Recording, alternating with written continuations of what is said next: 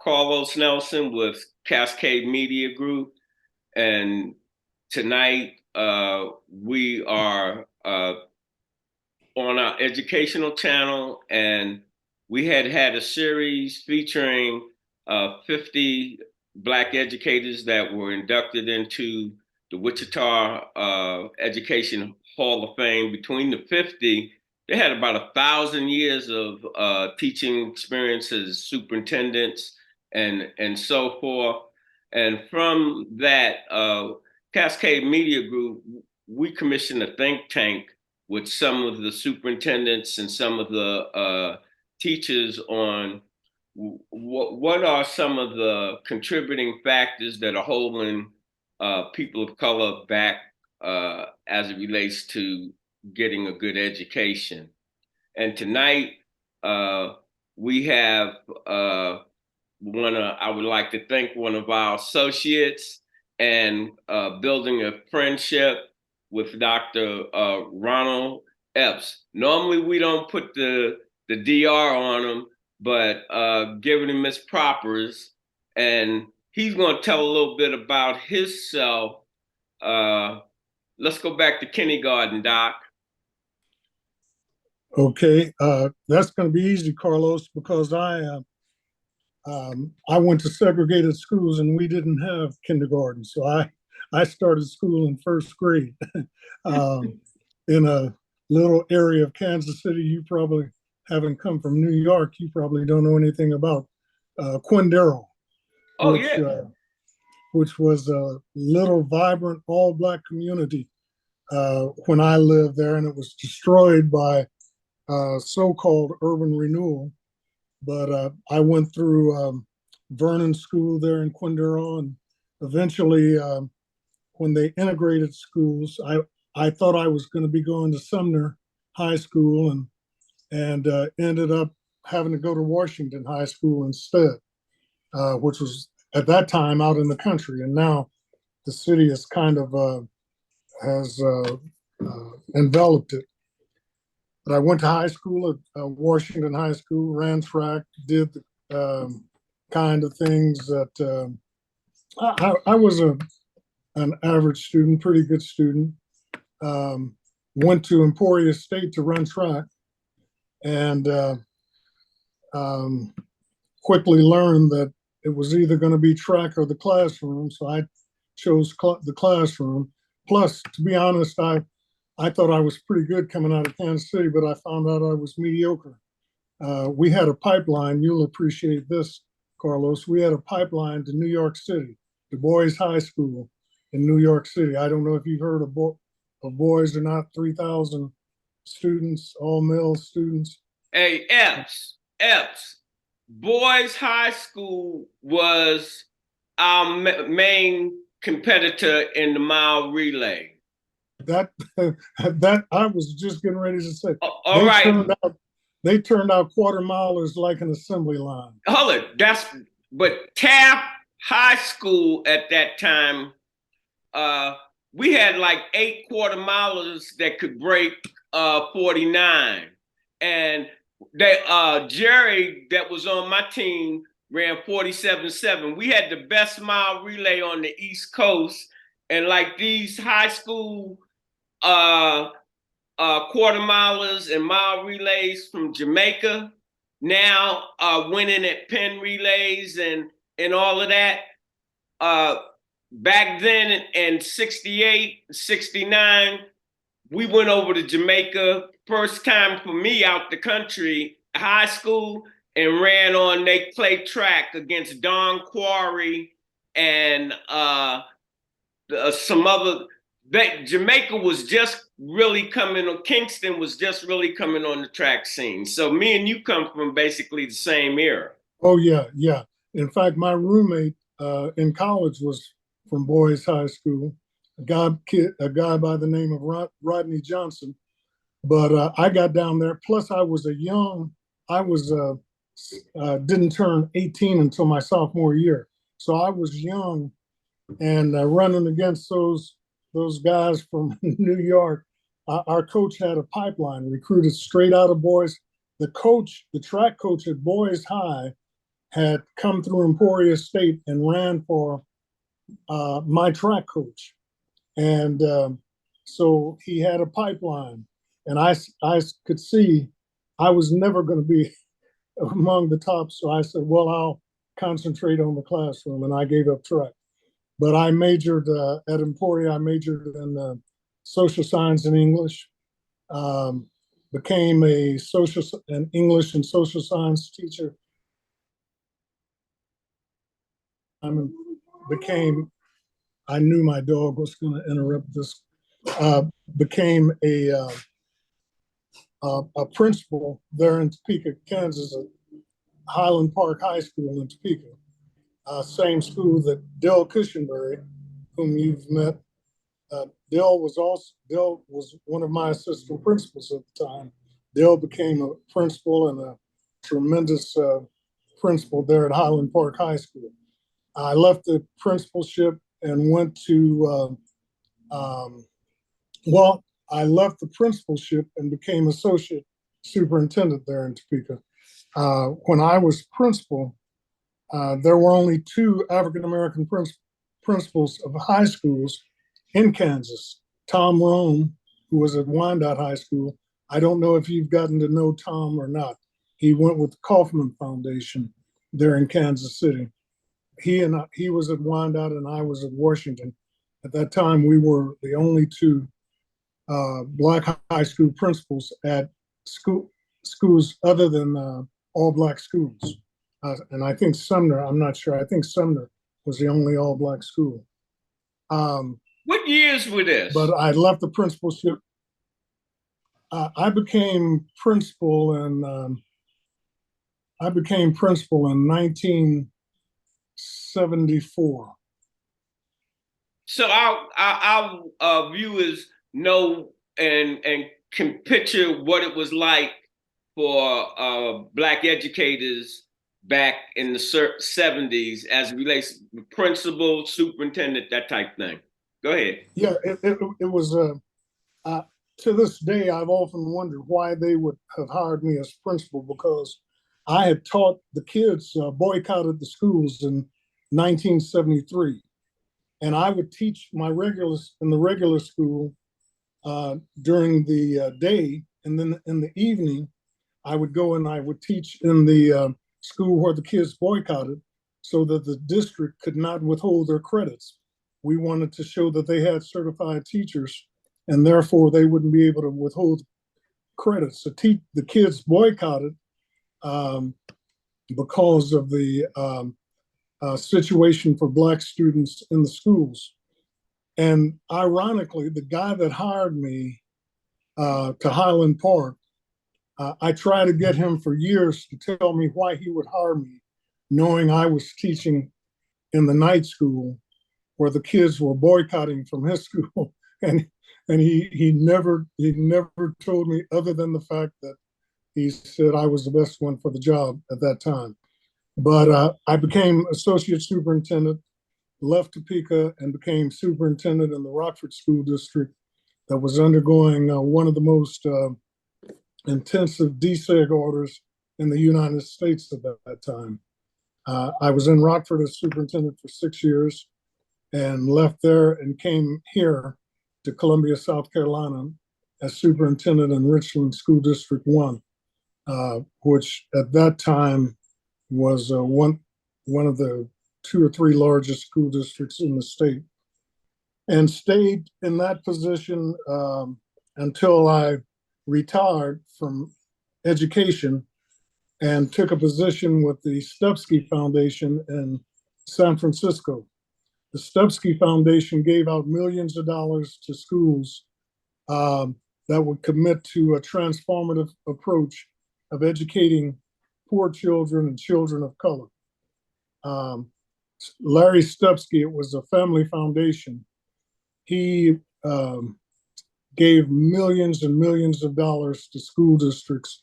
Larry Stupski, Bill Gates, and Eli Broad were they had the 3 largest educational foundations in the world.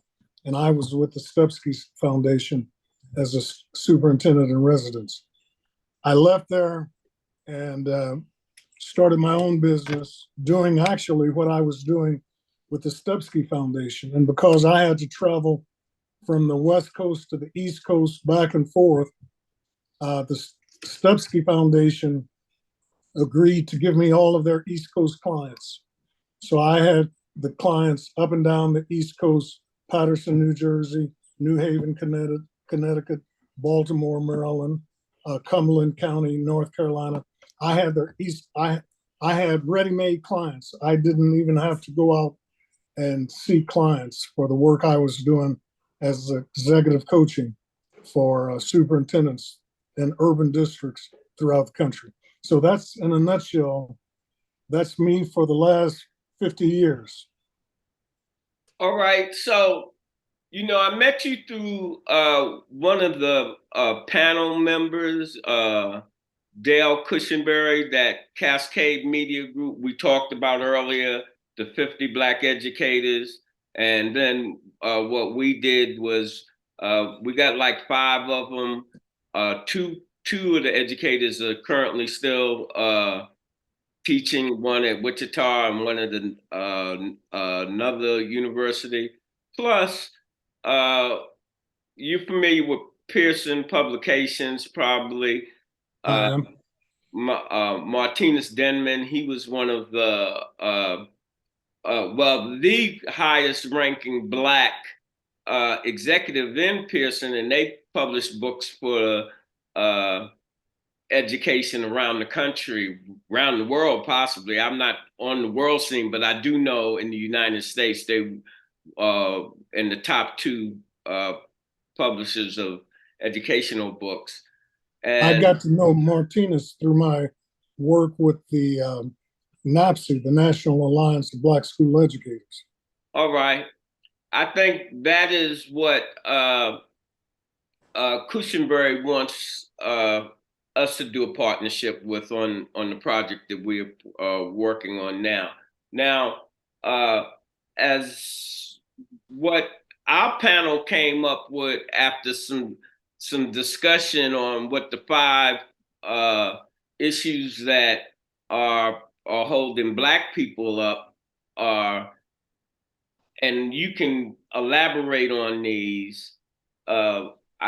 Lack of literacy skills, more than just reading and writing, vocabulary, reasoning and analytic thinking, and communication skills. That was one, not necessarily in the order. And lack of knowledge of self, Black history. 3 was lack of vision and the ability to see beyond. And 4, lack of self-discipline, willpower, giving up too easily. And these are simplistic things, but that's the whole purpose, to distilling these 5 things down to what are some of the real main reasons. And 5, low expectations, self-esteem, thoughts of failure more than thoughts of success. The floor is yours, Ron. Okay, yeah, that's a very insightful list that your group came up with, and I wouldn't argue with any of those. In fact, I might state them differently, but I would, if I were stating them, I have a tendency, because coming from the superintendent's perspective, I tend to look at things systemically. I tend to be a systems thinker, more strategic than tactical. And so I would look at them a little different. And I would identify, not to refute the 5 that were identified. If I didn't know what you had put out there, this is what I would say. And because I thought about this from our conversation, our introductory conversation last night. There is, I don't know of a nice way to put it, but there is an all-out war on public education. And it didn't just start. You know, I'm meeting with my group that I was telling you about earlier.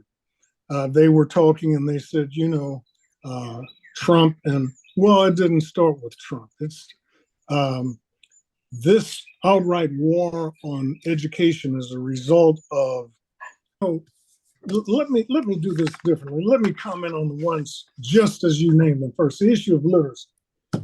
And that's a good place to start because it's one of the primary aims and one of the primary aspirations of education is literacy.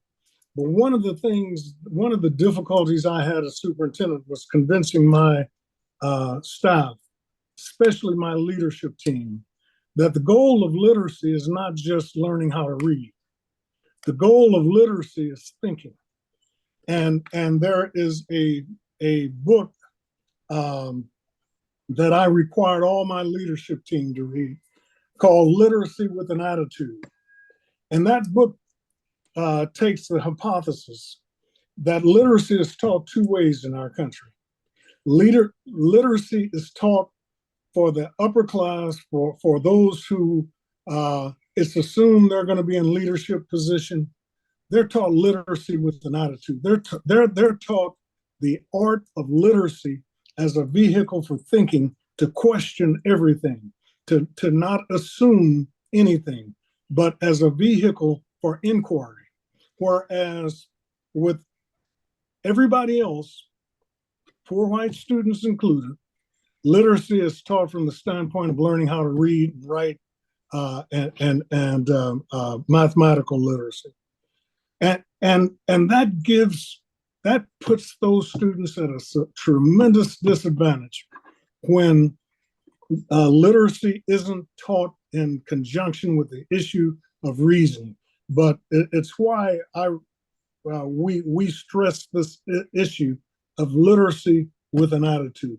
A literate youngster should be a questioning, a reasoning, a thinking youngster, and not just someone that's able to understand words and put words in congruent sentences.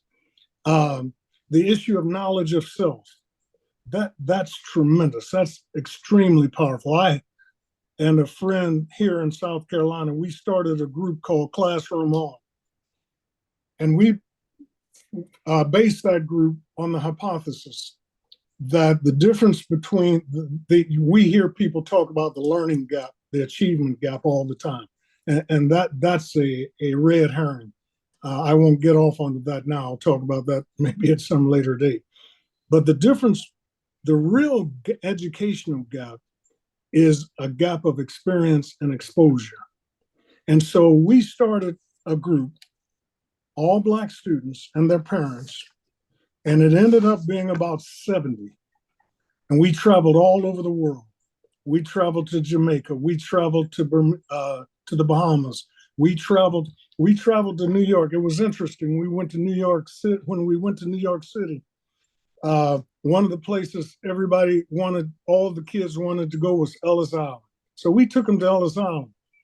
But then we told them 9 times out of 10, your ancestors didn't come in through Ellis Island. We're going to take you where your ancestors came through.